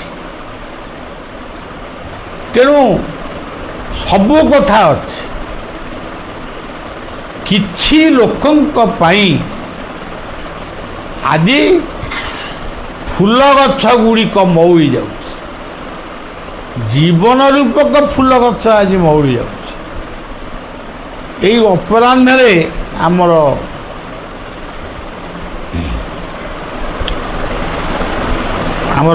ଦୀପକଙ୍କ ଆମ ସାଙ୍ଗମାନେ ସବୁ ଆଇଥିଲେ। ମୁଁ ତାଙ୍କୁ ଗୋଟିଏ କଥା କହିଲି, ପାଠ ପଢ଼ିବ, ଭଲ ମଣିଷ ହେବ, ଗରିବ ପଛକେ ହେବ, ଅଭଦ୍ର ହେବ ନାହିଁ।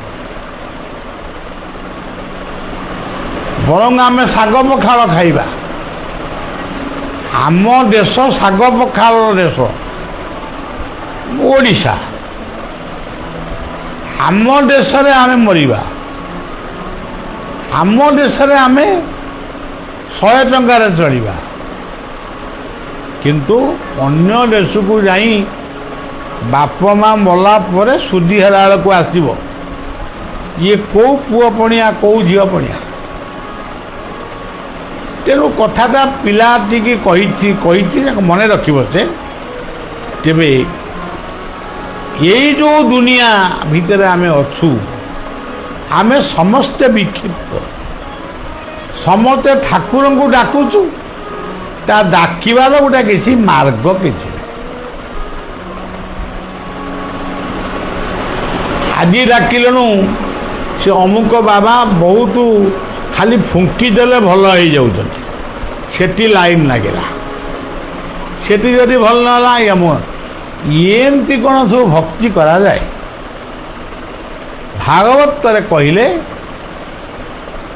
ଭକ୍ତିରେ ପ୍ରୀତି ନାହିଁ।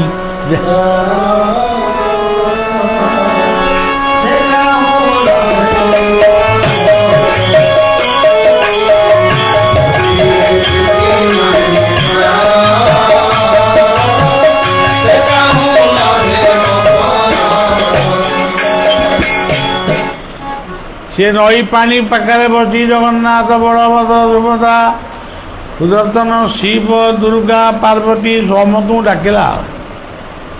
ପାଣି ବହୁତ ବଢ଼ିଗଲା, ସମୟକୁ ନଷ୍ଟ କଲା। ସମୟର ଅସଦୁପଯୋଗ କରିବା ଦ୍ୱାରା ସମୟର ନଈ ପାଣି ବଢ଼ିଗଲା, ଦେଇ ପଇଲା। ଜଗନ୍ନାଥଙ୍କ ପ୍ରତି ଭକ୍ତି ଅଛି, ତୁ ଦେଇ ପଇଲା। ସେ ପାଣି ଭିତରେ ଗୋଟେ ଭଁରଟାକୁ ବୁଲେଇଲା, ସେଇଠି ସେ ଡାକିଲା ଏଇ ଯେଉଁ ନାମଟି, ଯଜ୍ଞେଶ ନାରାୟଣ।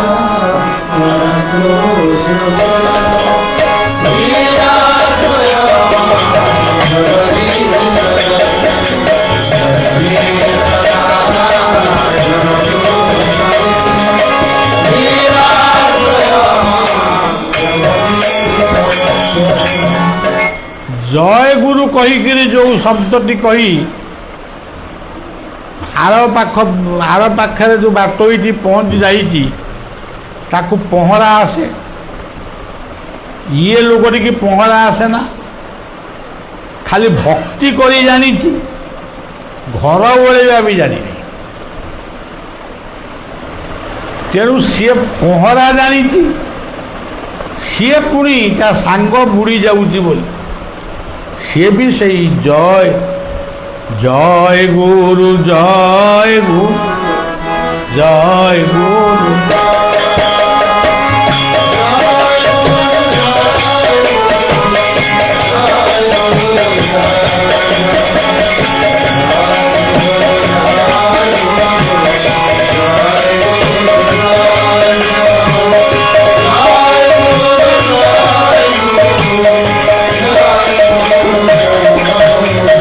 জয় গুরু জয় জগন্নাথ জয় গুরু জয় গুরু জয় গুরু জয় গুরু জয় জয় জয় গুরু জয় বৈকুণ্ঠনা জয় গুরু জয় জয় গুরু বৈকুণ্ঠনা জয় গুরু জয় জয় গুরু জয় বৈকুণ্ঠনা।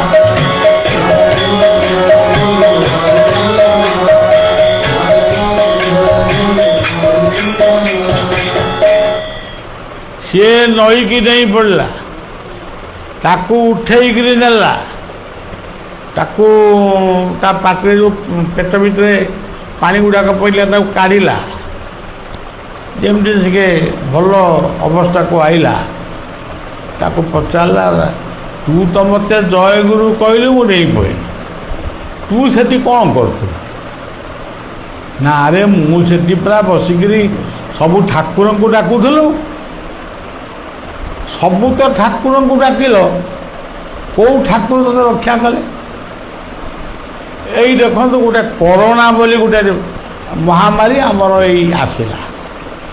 ଆପଣମାନେ ଲକ୍ଷ୍ୟ କରିଥିବେ 2 ବର୍ଷରୁ 3 ବର୍ଷ ସମଗ୍ର ପୃଥିବୀ ଦୋକାନ ବଜାର ସବୁ ଶୂନ ହୋଇଗଲା। ସାଇକେଲ ଟିକେ ଚାଲିବା ମଧ୍ୟ କଷ୍ଟ। ଘର ଭିତରେ ଲୋକ ବସି ଟିଭି ଦେଖିଲେ କି କ'ଣ କଲେ, ତାଙ୍କର ଯେମିତି ସମୟ କଟେଇଲେ। ଆଉ ଏତେ କଷ୍ଟ ପାଇବା ପରେ ଯେମିତି କରୋନା ମୁକ୍ତ ସମାଜ ହେଇଗଲା, ଏବେ ବି କରୋନା ଅଛି କିନ୍ତୁ ମୋଟାମୋଟି ମୁକ୍ତ ହେଇଛି। ଆଉ ତାପରେ ଚାଲିଲା ଯେଉଁ ଫେଚକାମୀ କି ସେଇ ଫେଚକାମୀ, କାହାରି ଭିତରେ ଆଉ ଦୟା ନାହିଁ କି ମାୟା ନାହିଁ। କେହି ଭାବୁନେଇ ଆରେ ଗୋଟାଏ ଭୂତାଣୁ, ଗୋଟେ ଏଡ଼ିକି ପକଟେ ଭୂତାଣୁ ତା ରୂପ, ସିଏ ଆସିକିରି ଆମ କେତେ ଯୁବକମାନଙ୍କୁ, ବୃଦ୍ଧମାନଙ୍କୁ, କେତେ ମହାନ ଲୋକମାନଙ୍କ ଜୀବନ ନେଇଗଲା। ତେଣୁ ଆମେ କିବା ଲୋକ କ'ଣ ଆମ ଦ୍ୱାରା ହେବ? ଏତେ ମନ୍ଦିର ଆମେ କଲୁ, ଏତେ ଠାକୁର ପୂଜା କଲୁ, ଗୋଟେ ପଣା ସଂକ୍ରାନ୍ତି ହେବ ଖାଲି ସ୍ୱାହା ସ୍ୱାହା ସ୍ୱାହା, ଏତେ ମାଇକି ବାଜିବ, ଏତେ ସ୍ୱାହା ହେବ। କେଉଁ ମନ୍ଦିରର ଦେବତା ତମକୁ କହିଲେ କରୋନା ଏତିକି ଦିନ ଭିତରେ ଯିବ? ଆପଣ ନିଜେ ଭାବିକିରି କ'ଣ? ଗାଁ ଗାଁରେ ଠାକୁରାଣୀ ମାର୍ଜନା ହେଲା କ'ଣ? କାହାରିକି ମୁଁ ନିନ୍ଦା କରୁନି, କିନ୍ତୁ ସେ ସବୁ ଭକ୍ତିର ପ୍ରତୀକ, ସମ୍ମାନର ପ୍ରତୀକ। ତାଙ୍କୁ ଭକ୍ତି କର, ସମ୍ମାନ ଦିଅ। କିନ୍ତୁ ଆଜି ବିଜ୍ଞାନ ଅଗ୍ରଗତି ହେଇଛି, ସେଇ ଯେଉଁ ବିଜ୍ଞାନ ଆଜି ଆଗେଇଛି, ସେ କୃପାଟା ସେଇ ଦେବୀ ଦେବତାମାନଙ୍କର। ଆମେ ଯାହାଙ୍କୁ ପଥର ଦେଉଳରେ ପୂଜୁଛୁ ତାଙ୍କରି କୃପାରୁ ଆଜି ବିଜ୍ଞାନ ଆଗେଇଛି। କିନ୍ତୁ ଆମେ ବିଜ୍ଞାନକୁ ହେୟଜ୍ଞାନ କରି ଆମେ ଯଦି ବସିକି ଜପ କରିବୁ, ଜପ କର, ଜପ କରି କରି ମୁଁ ଗୋଟେ ଗୋଟେ ଜାଗାରେ ଦେଖେ, ମୋର ଅନୁଭବ ଯା ଜପ କରି କରି କରି କରି ଆଙ୍ଗୁଠି ସବୁ ସରୁ ହେଇଗଲାଣି। ତାଙ୍କ ମୁହଁକୁ ମୁଁ ଅନାଏ, ଏଗୁଡ଼ା କ'ଣ ପାଇଛି କି କରୁଛି ଦେଖିବା, ମୋତେ କାହିଁ ଲାଗେନି କିଛି ପାଇଁ, କିଛି ପାଇଁ। ମୁଁ ଥରେ କାମାକ୍ଷା ମନ୍ଦିରକୁ ଯାଇଥିଲି, ଗୁଣି ଶିଖିବାକୁ ଯାଇନି, ଦର୍ଶନକୁ ଯାଇଥିଲି। ବଳି ପ୍ରଥା ସମ୍ପର୍କରେ କହିବାକୁ ଯାଇଥିଲି। ସେଦିନ ଥିଲା ଆଶ୍ୱିନ ଶୁକ୍ଳ ଅଷ୍ଟମୀ। ରାତି ଯାକ ଖାଲି କ'ଣ କିଏ କେଉଁ ମନ୍ତ୍ର ପଢ଼ୁଥାନ୍ତି, ଏଡ଼ିକି ଏଡ଼ିକି ସିନ୍ଦୁର ମାରିଥାନ୍ତି, ଚନ୍ଦନ ମାରିଥାନ୍ତି। ରାତି ପାହୁ ତାଙ୍କୁ ଟିକେ ଦେଖିବା। ରାତି ପାଇଲା, ସମସ୍ତ ମୁହଁକୁ ଅନେଇଲି। ରାତି ଯାକ କ'ଣ ମାନେ ଏତେ ମନ୍ତ୍ର ଇଏ ପଢ଼ୁଥିଲା, ଆଙ୍କ ମୁହଁରେ କାହିଁ ଦେଖାଯାଉନି କିଛି ଗୋଟେ ଶକ୍ତି ପାଇଲା ଭଳିଆ। ତାପରେ ମୁଁ ଫେରି ଆସିଲି। ତେଣୁ ମୋର କହିବା କଥା କି ମାଳା ଜପୁରେ ମନ,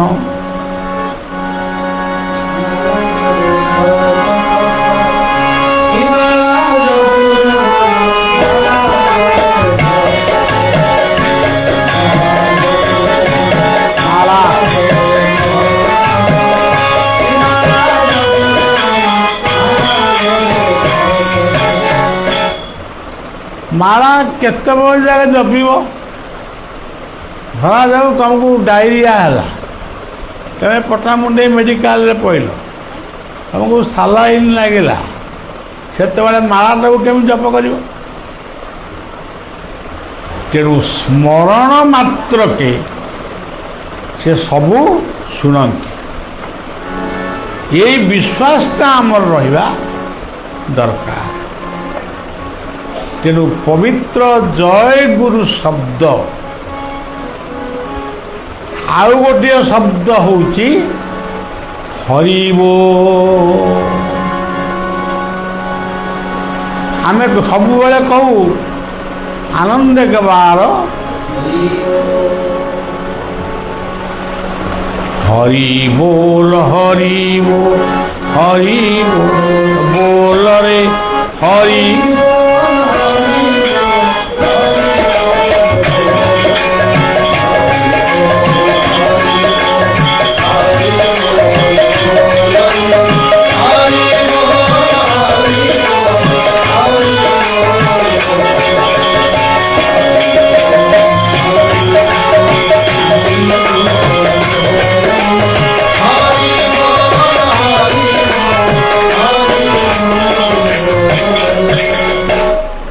ହରିବୋଲ, ହରିବୋଲ, ହରିବୋଲ, ହରିବୋଲ, ଏମିତି ଶବ୍ଦଟି କହୁ କହୁ ଯଦି ପିଣ୍ଡରୁ ପ୍ରାଣ ଚାଲିଯାଏ,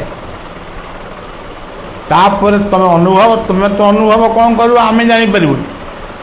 କିନ୍ତୁ ଏହା ନିଶ୍ଚିତ ଆପଣ ହରିଙ୍କ ପାଖରେ ପହଞ୍ଚି ଯାଇପାରିବେ। ଆପଣମାନେ ବୃନ୍ଦାବନକୁ ଯିବେ, ସମସ୍ତଙ୍କୁ ଦେଖିବେ ପରିବା ବିକ୍ରି ଯିଏ କରୁଛି, କିଏ ଜଳଖିଆ ବିକ୍ରି କରୁଛି, ସମସ୍ତେ ସମସ୍ତଙ୍କୁ ଆଉ ତୁ କୁଆଡ଼େ ଗଲୁ ରେ, ସେ କୁଆଡ଼େ ଗଲା ରେ, ଅମୁକ ଜମୁକ, ଇଏ ନାଁ ଧରି କେହି ଡାକୁନାହାନ୍ତି। ସବୁ କହୁଛନ୍ତି ରାଧେ। ରାଧେ କହିଲେ ଆହ୍ୱାନ, ରା କହିଲେ ଆସ, ଧା କହିଲେ ମୋର ଦାୟିତ୍ୱକୁ ତୁମେ ବହନ କର, ଧାରଣ କର୍ତ୍ତା। ସେଇ ଶବ୍ଦକୁ ଅତି ଶ୍ରଦ୍ଧାରେ କହନ୍ତି ଜୟ ଜୟ ଶ୍ରୀ ରାଧେ।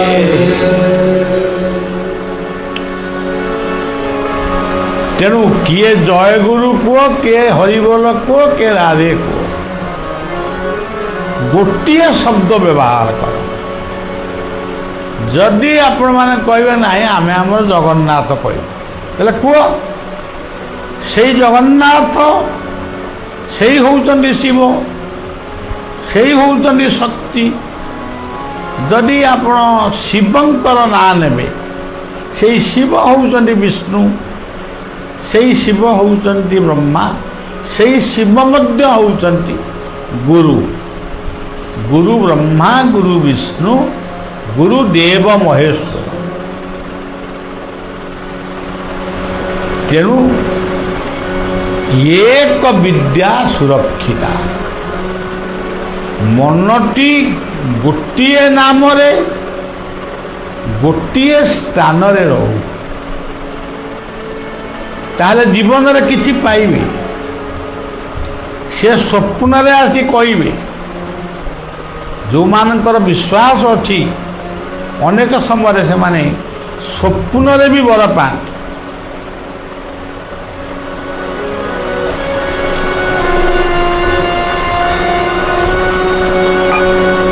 ଏଇ 2-3 ଦିନ ତଳର କଥା ମୁଁ କହୁଛି।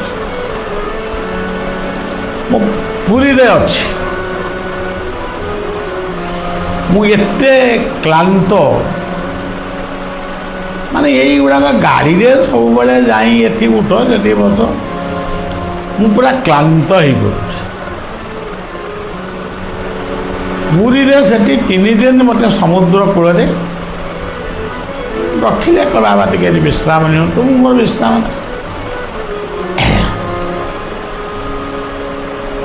ତ କାମ ସରିଲେ ସିନା ବିଶ୍ରାମ ନେବ, ଆଉ କାମ ଥାଇକି ବିଶ୍ରାମ ନେବ। ଗୋଟିଏ ଭକ୍ତର ସ୍ତ୍ରୀ ସେ ସ୍ୱପ୍ନରେ ଦେଖିଲା ମୁଗ ଡାଲମା ଆଉ ଅନ୍ନ ଟିକେ କରି ମୋତେ ଖାଇବାକୁ ଦେଉଛି। ତା ପରଦିନ ସକାଳୁ ତାର ସ୍ୱାମୀଙ୍କର ଆଖିଟାକୁ ଟେଷ୍ଟ କରିବା ପାଇଁ ସେ କଟକ ଆସିଲେ। ସେ କ'ଣ କଲେ, ଡାଲି ଚାଉଳ ଏମିତି ସବୁ କ'ଣ ତାଙ୍କର ଆଣିକିରି ଆମେ ରହିବା ଜାଗାରେ, ଆମର ଗୋଟେ ପୁରୀରେ ଛୋଟିଆ ଆଶ୍ରମ ହେଉଛି, ସେ ଆଶ୍ରମରେ ସବୁ ଦେଇକିରି ଗଲେ। କହିଲେ ବାବା ତ କିଛି ଖାଉନାହାନ୍ତି, ମୁଁ କିଛି ଖାଇପାରୁନି, ଆଉ ବାବାଙ୍କୁ ଟିକେ ଏଇ ସ୍ୱପ୍ନ ଦେଖିଛି, ଟିକେ ଭାତ ଡାଲି ଗୋଳେଇକି ଦେବ।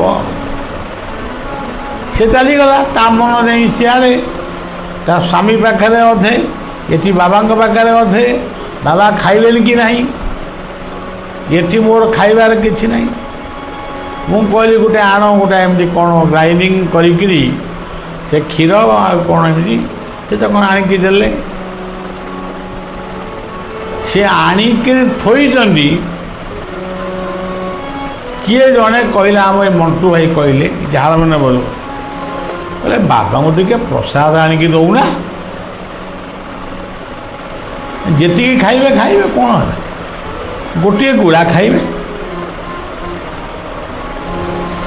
ତେଣୁ ଇଏ ଭାଇ ଆମର ସଞ୍ଜୟ ଭାଇ, ଇଏ ଗଲା ଗୋଟେ ଡାଲି ଭାତ, ଡାଲମା ଭାତ ଏମିତି ଗୋଳେଇକି ଆଣିଦେଲା। ମୁଁ ପ୍ରଥମ ଗୁଳାଟିଏ ଯଦି ଖାଇଲି, ମୋତେ ଅମୃତ ଭଳିଆ ଲାଗିଲା। ତାପରେ ଦ୍ୱିତୀୟ ଗୁଳା ଖାଇଲି, ତାପରେ ତୃତୀୟ ଗୁଳା ଖାଇଲି, ତାପରେ ଚତୁର୍ଥ ଗୁଳା ଖାଇଲି। ଖାଇସାରିଲା ପରେ ମୁଁ କହିଲି ମୁଁ ଆଉ ସେ ସର୍ବତ ପିଇବିନି। ଇଏ କ'ଣ? ଇଏ ହେଉଛି ଭକ୍ତିର ପ୍ରୀତି। ସ୍ୱପ୍ନ ବି ସତ୍ୟ ହୁଏ। ସେ ସ୍ୱପ୍ନରେ ଦେଖିଛି, ତାର ବିଶ୍ୱାସ ରହିଛି ଯେ ମୁଁ ଭାତ ଡାଲମା ଟିକେ କରି ବଢ଼ିବାକୁ ଦେବି, କିନ୍ତୁ ଭାତ ଡାଲମା ପାଖରେ ମୋ ମନର ବ୍ୟତିକ୍ରମ ଘଟୁଛି। ମୁଁ ସର୍ବତ ପିଇକିରି ଶୋଇବି। ସର୍ବତ ଗିଲାସ ଆଜି ଥୁଆ ହେଲା, ମୁଁ ତାକୁ ହାତରେ ବି ଧଇଲି, କିନ୍ତୁ ଖାଇଲି ସେଇ ଯେଉଁ ଅନ୍ନପ୍ରସାଦ ସବୁରି ପ୍ରସାଦ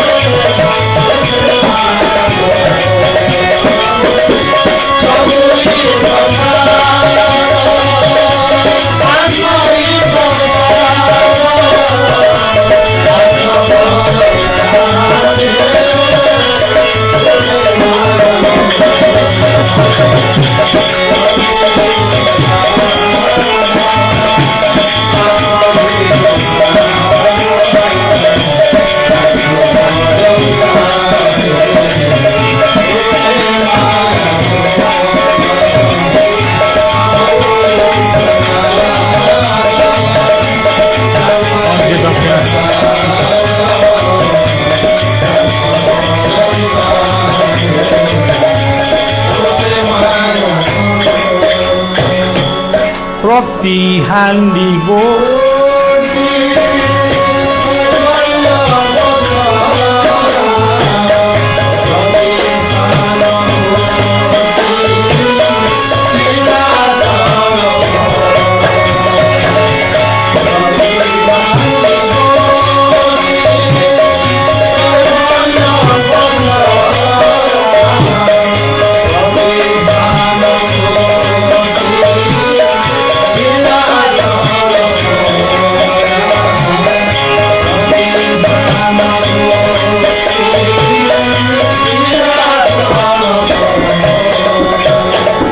ପୁରୀ ଠାରୁ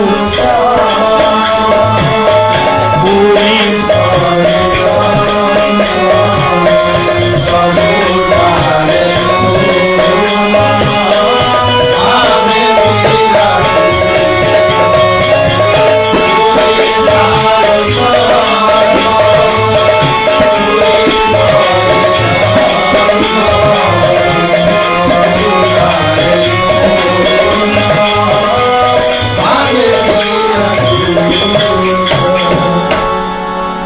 ତେଣୁ ସବୁ ଜାଗାରେ ସେ ଅଛନ୍ତି।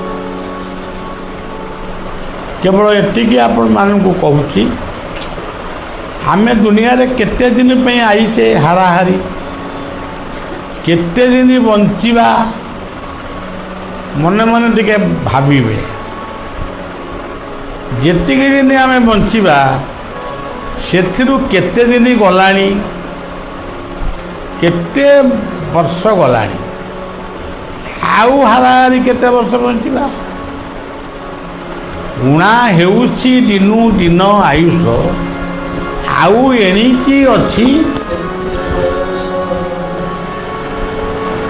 ଉଦ୍ଧାର ହେବୁ ଯେବେ ଭବ ସାଗରୁ, ଉପାୟ କରି ଭଜ ଏବେ ଶ୍ରୀ ଗୁରୁ। ଆଉ ମାନେ ଏଟାକୁ ଚିନ୍ତା କରିବେ। ଧର ମୁଁ ବର୍ତ୍ତମାନ ସମୟରେ ମୁଁ କେତେ ବର୍ଷ ବଞ୍ଚିବି, କେତେ ବର୍ଷ ଗଲାଣି, ଆଉ କେଇଟା ବର୍ଷ ରହିବି, ତାପରେ ତା ଭିତରେ ପୁଣି ରୋଗ ଅଛି, କେତେ କଥା ବି ଅଛି। ଯଦି ଏତିକି କଥା ଆମେ ଜୀବନରେ ହିସାବ କରିପାରିବା, ତାହେଲେ ଜୀବନଟାକୁ ଅନ୍ତତଃ ଗୋଟେ ଶାନ୍ତିର ବାଟରେ ସତସଙ୍ଗ ଭଳି ଆପଣ ମନ୍ଦିରକୁ ଯିବେ, ବର୍ତ୍ତମାନ ପୁରୀ ମନ୍ଦିରକୁ ଯିବେ, ଠେଲା ପେଲା, ଏଇ ଖରା ଦିନ ଆଇଲା କେତେ ଲୋକ ମୂର୍ଚ୍ଛା ଯାଇକିରି ପଡ଼ିଯିବେ। ତଥାପି ଜଗନ୍ନାଥଙ୍କ ପ୍ରତି ଏତେ ଭକ୍ତି ଯେ ଲୋକ ଦୌଡ଼ୁଛନ୍ତି। ତେଣୁ ଗୋଟିଏ କଥା ହେଉଛି ଆପଣମାନଙ୍କର ଶ୍ରଦ୍ଧା ଅଛି ଠିକ୍ ଅଛି, କିନ୍ତୁ ଏଠି ଯେଉଁ ସତ୍ସଙ୍ଗ ହେଉଛି ଏଇଠି ବୋଲି ନୁହେଁ ଯେଉଁଠି, ଏଇ ସତ୍ସଙ୍ଗ ଦ୍ୱାରା ଅନେକ ଅପରାଧ ଖଣ୍ଡନ ହୁଏ। ଭଗବାନଙ୍କର ଆମେ ଦେଖିପାରୁନା, କିନ୍ତୁ ଭଗବାନଙ୍କର ଆବିର୍ଭାବ ବି ହୁଏ। ପିତୃପିତାମାନେ ଉଦ୍ଧାର ହୁଅନ୍ତି, ପ୍ରେତ ଲୋକମାନେ ଉଦ୍ଧାର ହୁଅନ୍ତି, ଦେବତାମାନେ ମଣିଷ ନ ଶୁଣିଲେ ବି ଦେବତାମାନେ ସତ୍ସଙ୍ଗର ବାଣୀ ଶୁଣନ୍ତି। ତେଣୁ ସଜ୍ଜନ, ଆଜି ତ ପବିତ୍ର ସନ୍ଧ୍ୟା, ନାମ କୀର୍ତ୍ତନ ତଳେ ହେଉଛନ୍ତି, ତେଣୁ ନାମ କୀର୍ତ୍ତନ ଟିକେ ଶୁଣିବା ଦରକାର। ମୁଁ ପ୍ରଥମରୁ କହିଛି, କେବଳ ଗୋଟିଏ ନାମ ଉପରେ ଗୁରୁତ୍ୱ ଦେଲେ ସମସ୍ତଙ୍କ କୃପା ଆମେ ପାଇବା। ଏଠି ଅଳ୍ପ ଜାଗା ହେଲେ ବି ଲୋକମାନଙ୍କର ଶ୍ରଦ୍ଧା ଏତେ ଯେ ଆସିକିରି ଟିକେ ଅନେଇ ଦେଇ ଜନବତେଇ ଯାଉଛନ୍ତି। ସମସ୍ତଙ୍କର ମଙ୍ଗଳ